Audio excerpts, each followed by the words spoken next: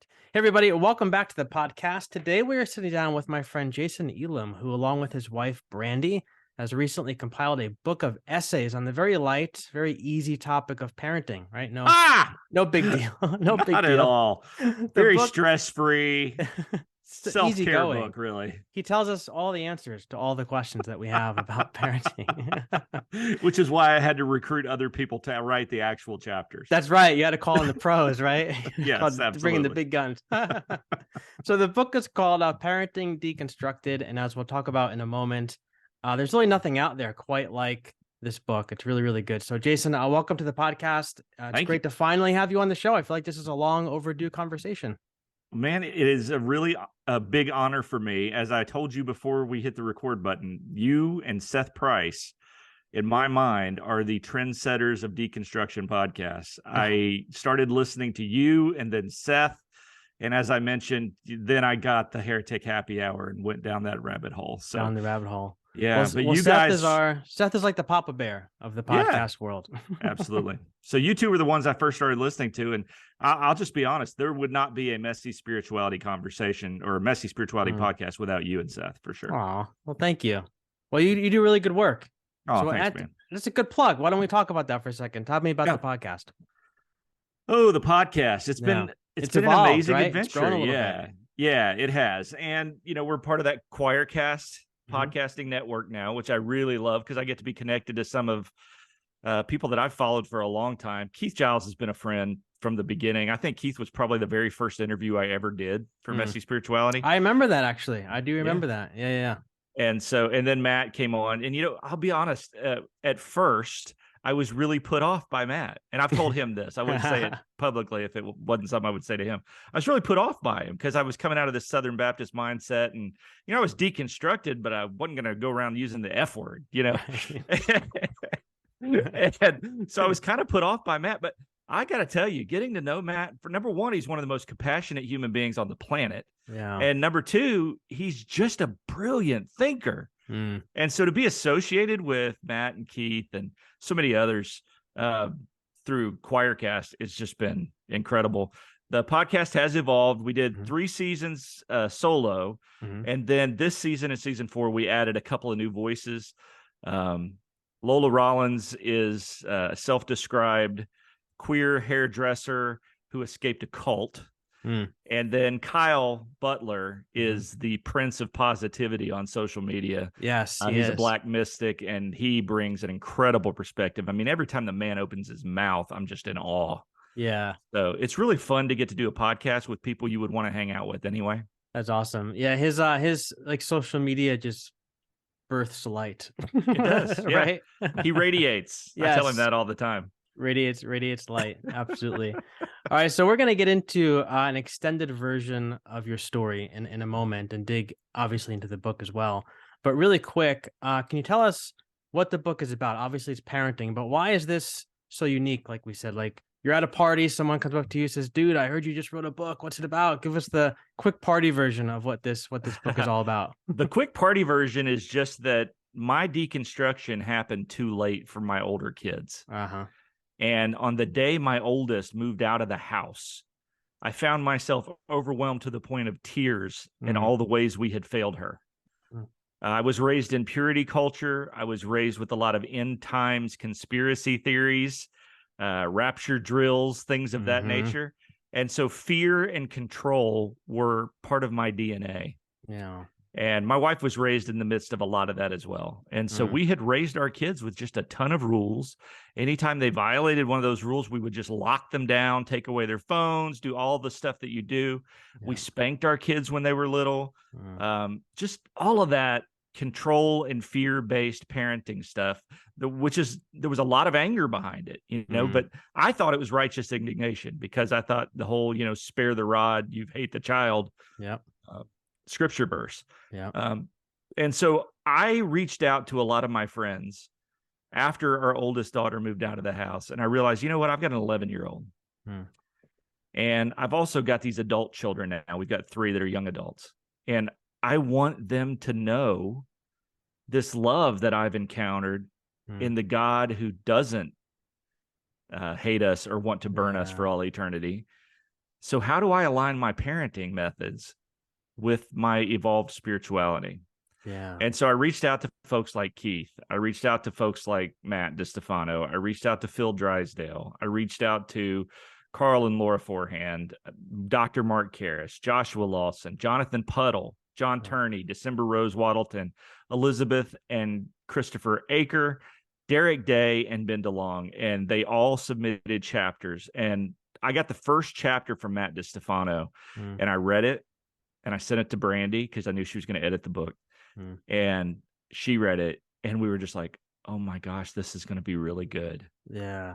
And his actually ended up being the last chapter in the book because it was just it was the perfect bow on the end of the book. But really, it's all about how do we realign our parenting style in light of this change that we've been through in deconstructing our faith.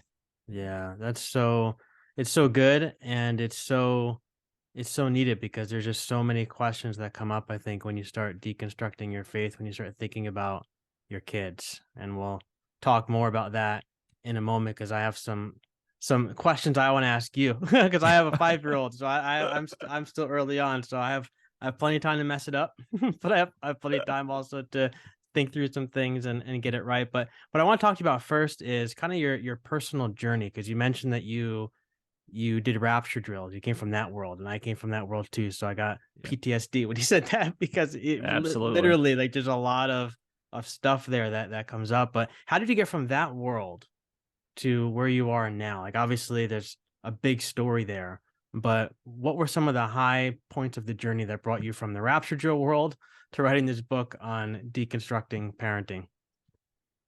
Well, it started off, oddly enough, with a podcast. I was listening to Brad Jerzak on Jonathan Martin's podcast, the old Son of a Preacher Man podcast. And Brad was talking about the incredible unconditional love of God. And he started pushing back on some ideas. You know, I was pastoring a church. I had left the Southern Baptist Church. I was much more progressive than the religion I was raised with, but I still believed that, you know, gay people were going to hell, and that pastors had all the answers, and that we needed to save people from eternal damnation and all that. I was listening to that podcast, walking around the track at my gym. And when I got on the track, I believed in hell and that most people would probably end up there. And when I got off the track that day with tears streaming down my face and people around me thinking I was probably having a nervous breakdown, I no longer believed in those things. I believed in a God who loved everybody, who had a seat at the table for every human that has ever been and will ever be. And so I went back, and I was so excited, I started telling people in our church about it. Oh boy. Mistake number one. Yep. And, you know, some people were incredibly supportive, and we're still close to them to this day. But there was an older couple in the church who were like my right-hand man and his wife. They were like our biggest supporters. They were basically the associate pastors of the church. And they just said, hey, if you're really going down this road, we can't go with you. Wow. And so it just kind of unraveled from there. The church wasn't sustainable. You know, we were in the middle of nowhere, Alabama. And we were operating a small little country church in Magaville. And all of my views about so many things changed. When you take away the vengeful God, when you take away penal substitutionary atonement theory, when you take away rapture and all of that stuff, when you take away the fear, a lot of the motivation that has kept us in church Sunday after Sunday for so many years is gone. That's right. And so we stopped having church services. We turned our little sanctuary into basically a farmer's market where people could come and get food for free every Sunday morning. Wow. And it was the best church experience I've ever had in my life. And it was completely unsustainable financially. And so we went as long as we could, but I wasn't preaching tithing anymore. Right. And so the money ran out. And but that was the end of that. And then not too long after that, my wife and I talked about it, and we had chased my dream of church ministry for all those years. And so now it was time to chase her dream of living at the beach and reading books on the beach. And so we moved to the Panhandle of Florida, 5 minutes from the beach. And now we're living a life we don't need a vacation from. It's pretty sweet. Yeah, that's awesome. So when you turn the church into the, like you did the farmers market type thing, like how did a lot of people leave? Did a good amount of people stick around for that? Because I'm interested to know, like, did that just like rock people's world, or like I can't handle this, or did a lot of people stay and Yeah. want to do it? Now, the people who were there, and I'm certainly not ascribing any motive to this, but the Mm-hmm. people who wanted that Sunday morning church Sure, experience, sure. they left. They went and Yeah, found somewhere else because, in Alabama, there's a church on every single corner. yeah, And so they could find what they wanted anywhere. yeah. And they went and found that. About half the folks that were there Mhm. stuck around, and they were an awesome team. They pulled Mm, that market together week in and week out. We had folks bagging groceries. We had folks praying for the neighbors. We had folks wow. checking them in, shopping for the senior citizens who couldn't get out of the wheelchair, Mm, loading them into their car. More than anything, it was just encouraging. It was encouraging for our neighbors. It was encouraging for us. mm, Some folks came out of the woodwork and offered to supply us with Christmas gifts for all the families that were coming to the market. So we got to do a wow. little Santa market one Christmas, and people got to just shop for free for Mm, their kids. mm, It was the greatest experience, like I said, greatest church experience of my life. that's awesome. I wish we could have brought everybody with us. Hmm. I so admire somebody like Brian Zond, Hmm. who's been able to deconstruct in so many ways and bring the church with him. Now, I Hmm. know they lost like 1,000 people Sure. as soon as he came out against war, Yeah. but they've managed to bring a whole lot of folks. And he doesn't go as far as I would go on a lot of things, but Yeah. it's, from a pastor's perspective, it's kind of a miracle that church has continued to do as well as it has. Yeah. I mean, sometimes things got to shrink before they can grow. Yep. I think that goes for church. It goes for our personal life too. We cut back some things, and then that's what ultimately creates and generates the growth that follows. Now, how about your wife? Like when you came home from the gym and you had this revelation, did you come home and share it with her right away? Was she like on the same page as you, or did it take a little while for her to catch up? Brandi has been ahead of me on every bit of my spiritual evolution. She was like, "Oh, you're finally come around." She's like, nice of you to catch up. Right. I didn't know because we never talked about it. I think Okay. she felt like her role as a pastor's wife in that scenario was to be Yeah. supportive. And Mm. so, but she was really happy. And I'll tell you, nothing makes her happier than having a third cup of coffee on a Sunday morning instead of heading to the church. So, Amen. Preach. so she is living the high life now. She's loving it. That's awesome. Yeah. All right, so this book, let's shift gears a little bit and talk about the book.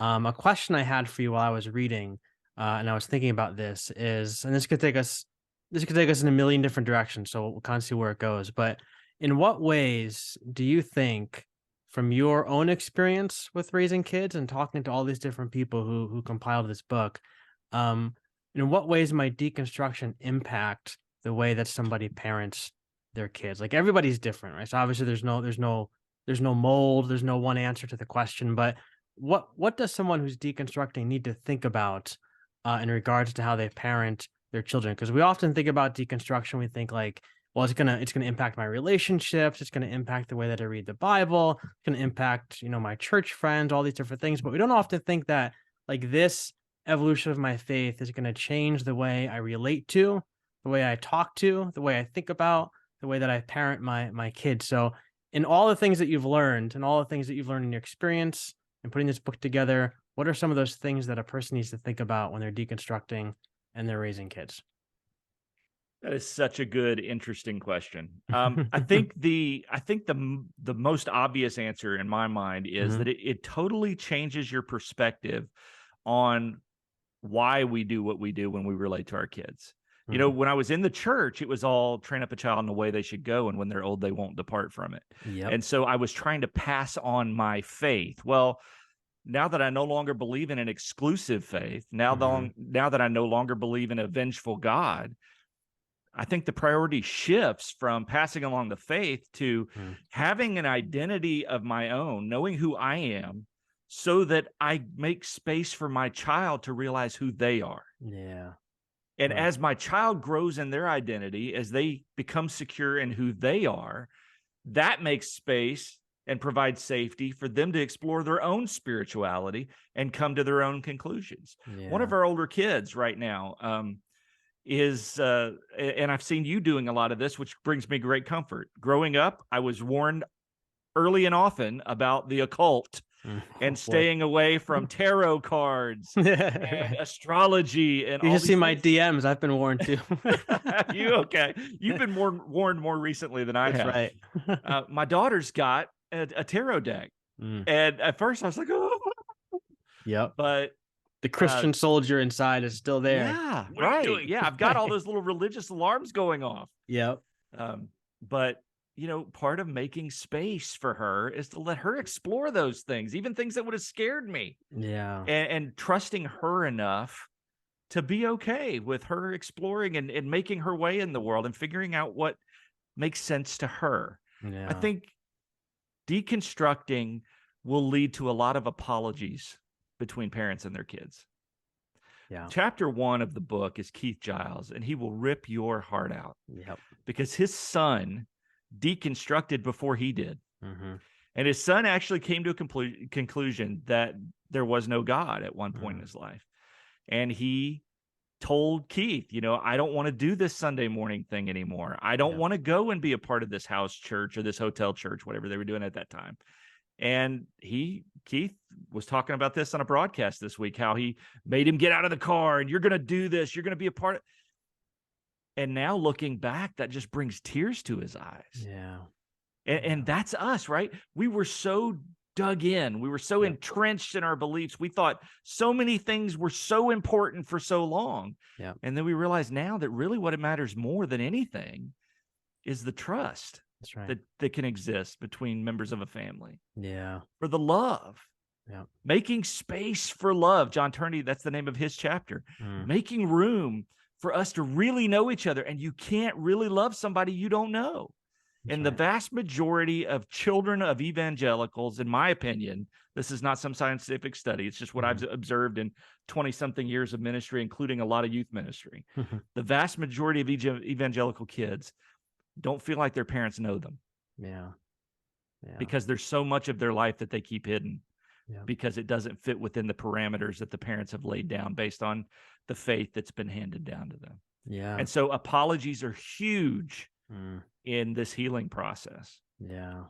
I think apologies are huge for, I think, in relating to your older children, but I also think for myself, it's been relating to younger children as well, like my 5-year-old. And it's funny because I was thinking about this when I was reading, I forget, it might have been Keith's chapter. I don't remember which chapter it was. There was somebody else, I think, who also talked about apologizing to your kids. But yeah, that's Jonathan Puddle's chapter title, yes, Apologizing to Your Kids. That's right.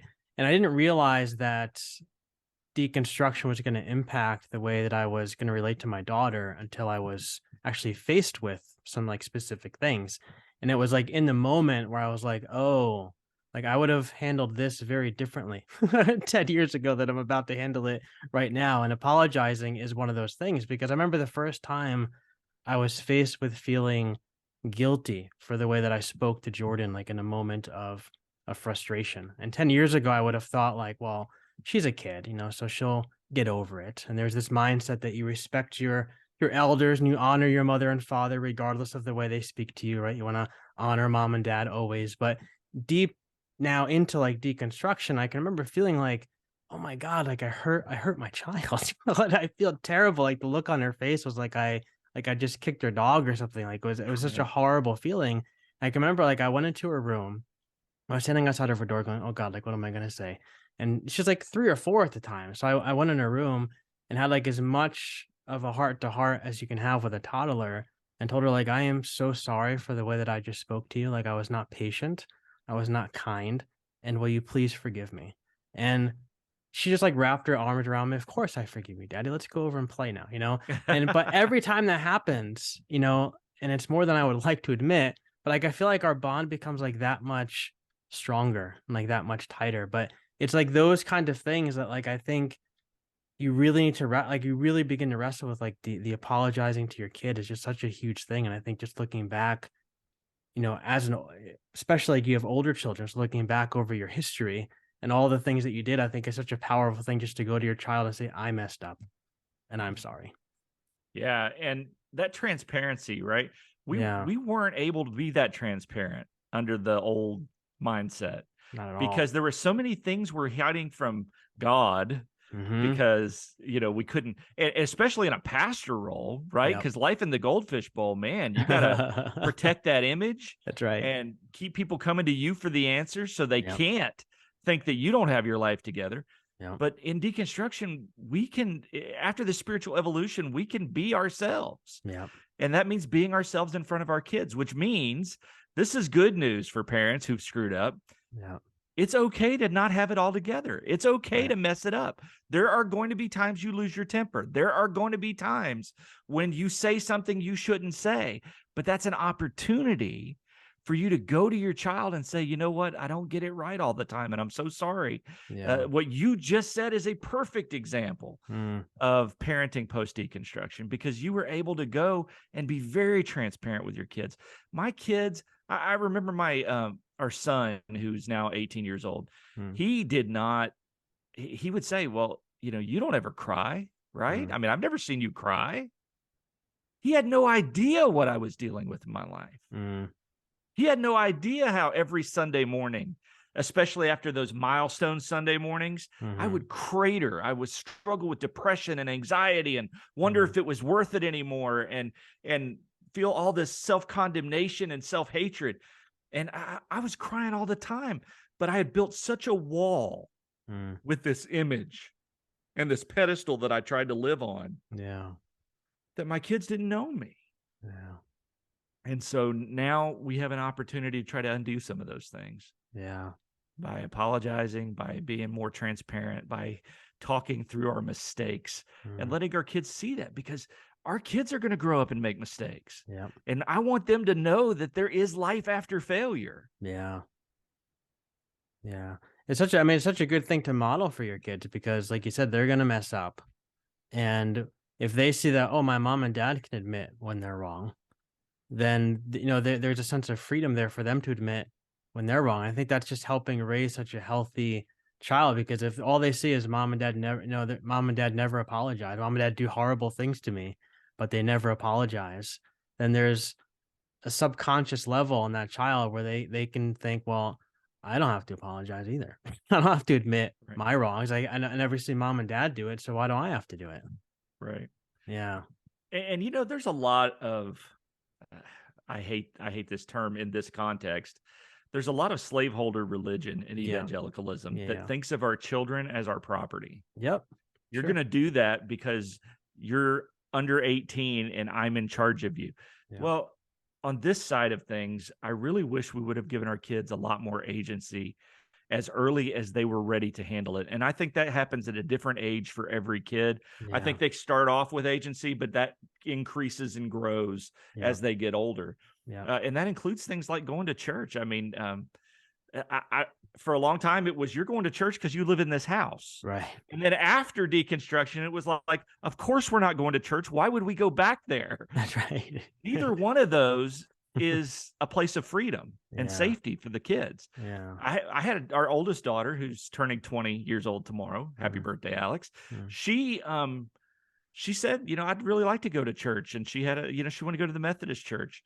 That was the best experience in church that she had, was when I was on staff at a Methodist church. And so at first I was like, oh, why would you want to do that? But now I just feel like I ought to just encourage those things, because that's part of them making their own way and figuring things out for themselves. They're going to have their own relationship with the divine, and you don't know how God is going to use whatever decision they may make, whether it's going to a Methodist church or it's picking up a deck of tarot cards, and how God is going to use that to interact with them. And by you maybe being like standoffish to it or not supporting it, you don't know what work you might thwart in them going forward. Absolutely. Yeah. And, back in the old mindset, I had a lot of rules and I had a lot of decrees, and I couldn't wait to give advice all the time. But now I think it's really more about just asking questions. I want to understand my kids.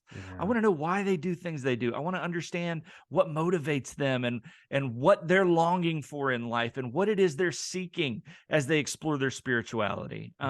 Lola from our podcast actually interviewed two of my kids last night. Oh, really? For an episode of the podcast. Oh boy. And when she interviewed Britton, who is our 18-year-old son, and she asked him, well, what's your spirituality like? And he's like, I don't think about that. Mm. I believe in God, but I don't ever want anything to do with the church. Wow. I mean, I thought there was a lot of freedom in that. I Yeah. loved that he was able to just give an honest answer and not Yeah. worry about what anybody would think about that. But 15 years ago, that would have sent you through the roof, right? It absolutely would have. Yeah, I would have been Yeah. pulling the internet, the modem cable out of the wall to end that conversation. No phone for you, no internet for you, no life for you. That's right. We're shutting you Yeah, down. that's right. So as you look through this book, I'm curious, and you look back over your life, specifically like the point where you began to deconstruct, what are some things in the book that you wish you would have known way back then? Like things that I mean, maybe like your top five, and obviously your heart is in this book, so you put everything. I don't want, you don't have to pick favorites, but maybe what are some of maybe the top 3 or 4 or 5 things that stick out to you that, man, I wish all that time ago I would have known these things. Living transparently in front of the kids. Yeah. Apologizing to the kids, and I had a lot of apologies to make all throughout that time, and I wasn't good at it. Trust me, apologizing all along the way is a lot easier than getting 18 while they're walking out the door begging them to forgive you. You have your list. Wait a minute before you go. Hang on, I'm not done yet. Right. I've got 20 years of things to confess to you. Scroll, right? But third on my list would be deconstructing discipline. And that's Derek Day's chapter. Like I mentioned, we spanked our kids early on. And I am now of the opinion that it's never acceptable to physically harm your child. I think it traumatizes them. I think psychologists would tell you that it's traumatic for a child when the person that they trust to love them the most physically assaults them in the name of discipline. Yeah. And I understand all the Bible verses. I get all of that, but that cannot be what those things mean. Yeah. It cannot. I mean, your rod and your staff comfort me, Derek says in his chapter. Yeah. There's nothing comforting about getting beaten. I remember one spanking that I got as a child. My dad had a best friend who was showing off his new paddle that he had constructed himself. He had drilled holes in it because that made it hurt more when it slammed against you. Oh, wow.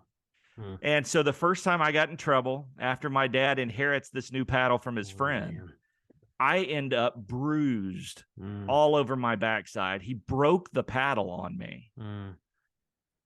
My dad did the best that he knew how to do. I don't fault him. I don't have any unforgiveness against him for that. That is not what I want my kids to experience. Yeah. That as Karen Schock, a new choir author, put it the other day, that damn wooden spoon. That's what we used on our kids, was that damn wooden spoon. Yeah. And man, I wish I could take all that back. Yeah. That sets up distrust between a child and a parent probably more quickly than anything. Yeah. And I'm so sorry that I ever thought that was okay. I mean, we think about, I don't know everyone who's listening and their relationship to their divine, but I do know that those of us on the deconstruction side of the fence are talking a lot about divine presence, divine love, unconditional love, truly unconditional love. And that presence has never beaten me. That presence never puts me through anything excruciating physically. I believe that God, the divine, the universe is love, that love is the core of our existence. It's the core of everything. Yeah. And so shame and condemnation and physical violence has no place in love. Yeah. Yeah. The discipline is, first of all, the discipline chapter. Derek Day is an atheist, correct? That's right. Which I think was really interesting. I love the fact that you brought in somebody into the book who doesn't have isn't part of the Christian faith, so to speak. Like, I thought that was such a unique perspective, and especially for that particular chapter. But the discipline thing, I think, is huge, because my wife and I had that conversation early on about like discipline, and like, there's gonna come a day when she's gonna be disobedient, and like, what are we gonna do? And we decided, even like, we were kind of just into the deconstruction stuff, but we decided like right off the bat, like we're not going to spank Jordan. Like, she's not going to know the things that we knew. She's not gonna have that experience. And the biggest thing for us was, like, we just couldn't wrap our heads around, like, how do you tell your child not to hit somebody when they're upset with them, but yeah, you hit them? Like, there has to that just creates such a disconnect in the mind. We've had friends who tell us that they, spank their kids, and their reasoning is, well, I turned out okay. And it's kind of like, well, did you did you turn out okay? Like, Right. I, Yeah. I don't know. Like, I don't know if that's if you turned out the best you could. I don't know, but I don't even know if that's like the best answer, is to say, well, I turned out okay, so I guess it's okay to hit my kid. Like, it just doesn't make any sense. So when we try to break it down and say, well, like, they say, well, why don't you hit your kid? And we say, well, or why don't you do spankings? Because it doesn't make any sense. How do you explain to a 5-year-old, like, you can't hit your friend at school when they make you mad, but you made me mad, so I'm gonna hit you? Like, it doesn't make any sense. And I think there's a break of trust there, like you said. There's a break of trust. There's a break of something in the relationship breaks down, I think, in the mind of the child, when there's all those questions, because all those questions are gonna come into their head. There's no answer for them. And so they're gonna be left alone in their room, at night with those kinds of questions. And it just doesn't, I don't want that for my kid. No, me neither. Relationships thrive in safe environments, and Yeah, right. spanking your child teaches them that you are not safe. You cannot always be trusted to Yeah, do the right thing for them. And I yeah. understand the mindset. Listen, when I believed in a God who told people to love their enemies, but was coming back one day with a Oh, sword yeah, shooting out of his mouth to kill millions of for sure. people, Yeah, spanking made a lot of sense. yep. But I don't believe in that anymore. I don't No, believe that the God who told us to love his enemies, love our enemies, is going to come back one day and kill his. yeah, I don't believe that. And so yeah. that has an impact on my parenting. And I'll tell you something about Derek Day. Mhm, Derek, Derek and I don't believe a lot of the same things mhm, anymore. mhm, Derek is very different on social media than I would ever choose to be. mm, I kind of bristle sometimes, and I've told him this. mhm, I kind of bristle sometimes when I see some of the things that he does on social media. But let me tell you this: when I was in a hospital and I thought I was dying because a blood clot had just passed through my heart when I had COVID, mm. Derek Day was the one calling me on the video chat on Wow. Facebook, checking up on me. Derek Yeah, Day is a compassionate, yeah, compassionate man. yeah, Carl Forehand, our mutual friend, had a yep. stroke early this year. Derek Day calls him at least once a week to check on him. How are you? What do you need? How can I Mhm, help you? Derek Day is one of the best human beings I know, yeah, even though I completely disagree with so much of what he says. And yeah, that's why I had to have a chapter from him in this book. And yeah, he's got adult kids and he's got little kids. And so mm, he knew that journey very well that I'm yeah. in the middle of right now. Yeah. It's so funny that you say that, because I follow him on social media too. And some of the things he posts, like you said, I'll be like, ooh, like, it'll make me cringe. So when I saw his name in the book, I'm like, oh, this is going to be interesting. Like, what is he going to write about? And when his chapter, I think, like, I can read people's compassion in their writing. I could just feel the vibe that someone gives off. I think that his chapter gives off the most loving, caring, compassionate vibe that there is in the book. I really think that. Isn't it astounding that somebody who would tell you there is no God is dripping with grace? Yeah. I love it. Yeah. I love that. And that just to me just testifies of how, oh my goodness, what's the word? We're all connected. Yeah. And we may have very different beliefs, but we share this human experience. Yeah. And life just has a way of flowing out of anybody who's open to that flow. Yeah. And Derek he has terminology that I don't fully comprehend. And I'm sure he's a child of his experiences like we all are. Yeah. And so maybe if we went through I know his first wife died a horrible, terrible, painful death. Mm. And so he's been through some things that I haven't Yeah. been through. Yeah. And so he may have come to some different conclusions, but he is such a good human being. And honest to God, he's an atheist and I'm a Christian, but I wish I was more like Derek Day. Yeah. That's so good. That's a whole nother podcast we could do. That's right. We'd have to Right. get Derek on here for it. That's right. All right. So last question for you, Jason. This one Okay. stems from a personal place. And we've kind of already explored it a little bit. Maybe we could drill down into it a little bit more. But I'm curious, what have you learned about talking to specifically younger children about God and about faith and some of the big questions that come up? Because I like you, I was raised in a, strict evangelical fundamentalist kind of a world. And, like we said, we're taught to have all the answers.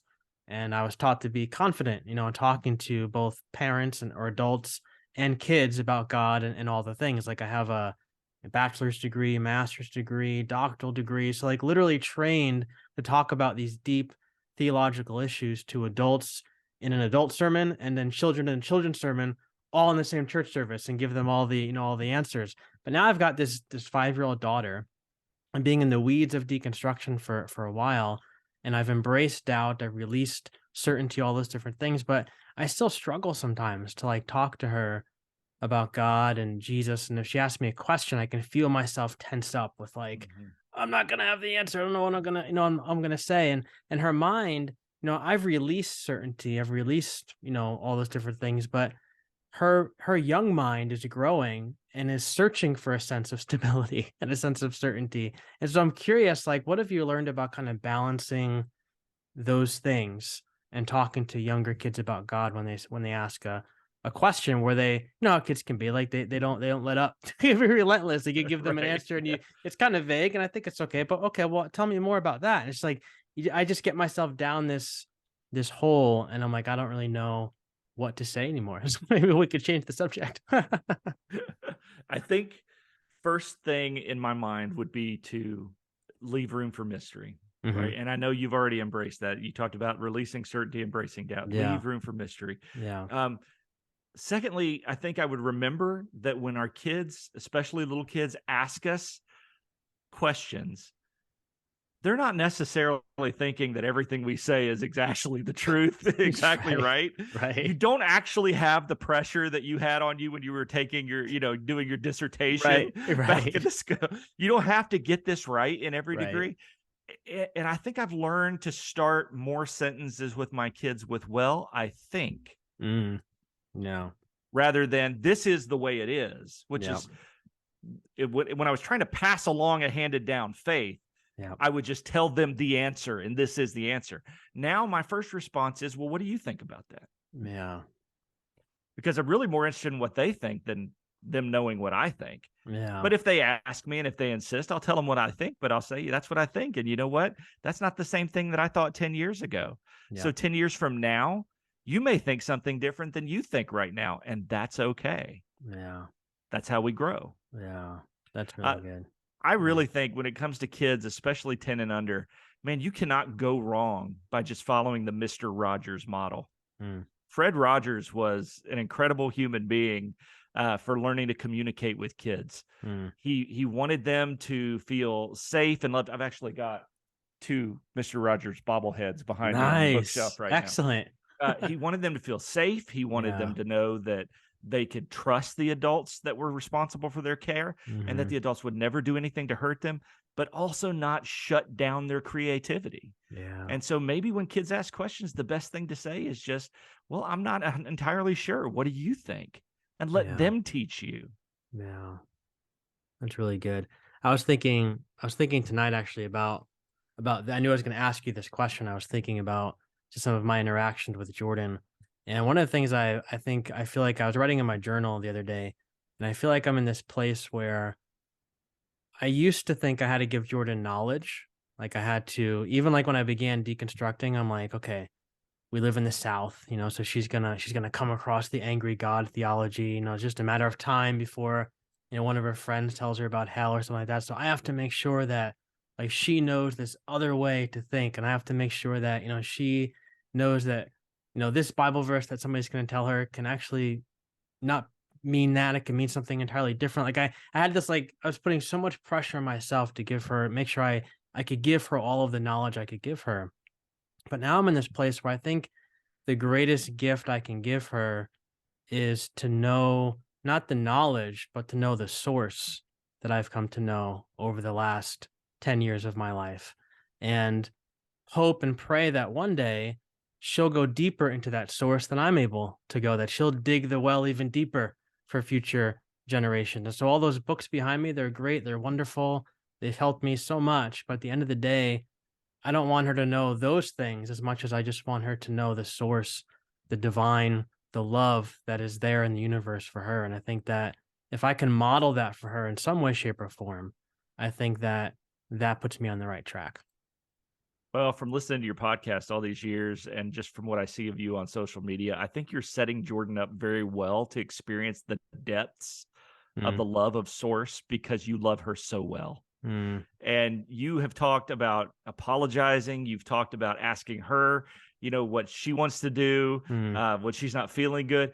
So I know that you're an exceptional father, Glenn. And I'm not saying that because we're on a podcast together. I believe that with all my heart. You're an exceptional father, and you're setting your child up very well to plumb the depths of divine love. And so I'm excited to see where Jordan heads and leads your family down the road as a little child will lead them. Thank you. Thank you. You know Alexander Shaya? You've heard of him, I'm sure. Yeah. Of course. Yeah, so I do a lot of work with him, and he's become like a real mentor to me. But I was talking to him a while ago. We're talking about dreams, and I was telling him that Jordan had a dream one night, and I said she was telling me that she had a dream about Jesus. And I said, that's interesting. I said, so, tell me more about this dream, And so, well, me and Jesus were in my room and we were playing Barbies and we were playing blocks together. And I said, oh, that's cool. Interesting. And so I was telling Alexander about this, and he paused and he said, so who plays Barbies and blocks with her? And I was like, well, I do. And he said, and he waited for me to get it. And I was like, oh, he said, she is going to start to understand the divine, understand God through the interaction that she has with you. And so talking about like not spanking, talking about all the things we just talked about and trying to model for her love, apologizing to her, different things like that. He said, she's going to look to you, and that's how she's going to start to connect with God. And so he said, she's already doing that in her dreams. And I was like, it just gave me chills just to think and like, what an honorable thing to be as a parent, right? To be somebody who represents the divine to our children. Isn't that beautiful? Yeah. So beautiful. And that dream that Jordan had is so much better. When I was growing up, I had this recurring dream every single night of a hand coming from under my bed to drag me to hell every single night. Yeah. And the only way that I could not have that dream is if my dad prayed for me before I went to sleep. That's how conditioned I was by toxic religion. Yeah. So, man, she's got a great start on a life of freedom. I'm so grateful. Thank you. Well, Jason, we are just about out of time, but this has been a lot of fun, my friend. Thank you for taking the time to join me. Thank you. Please thank Brandi for me too, for putting this book together, for the work that you guys have done with this. It's fantastic. And I can't recommend it to our listeners enough. Thank you so much, Glenn. Keep doing what you're doing. Your podcast is the trendsetter. I told you this before we went on. I'm so grateful for you, your life, your message, your work. Thank you. Thank you. Thank you. Thank you. And really quick, where are the best places for people to go to connect with you? Obviously, put the podcast in the show notes, but where else can people go? Messyspirituality.org. You can pretty much find everything there. I've got a Pathos column. I've got, the book stuff there. And you'll find the podcast there as well. So you could pretty much find me right there. Awesome. I'll put it in the show notes, and we'll see you in cyberspace. Thanks, man. Awesome.